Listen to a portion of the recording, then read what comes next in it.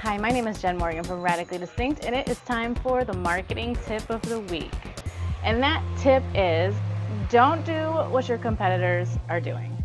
A good example of this is Enterprise. When Enterprise came on the scene, they couldn't afford to have a booth inside the airport where all the other car rental places were.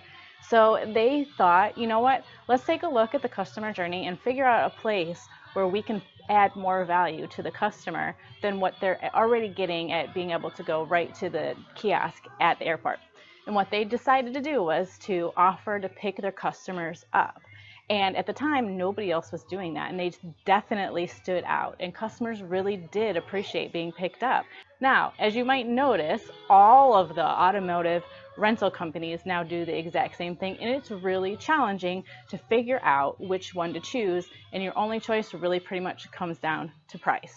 So don't do that. Be the enterprise that comes up with something that's different and lead the pack, because you will make a gap where you're able to capitalize on that differentiation, and then by the time they try to copy you, you can do something different. So don't do what the auto rental companies are doing. Do something different, and then lead the pack. As soon as they start to follow you, do something different. My name is Jenn Morgan, and that is your marketing tip of the week.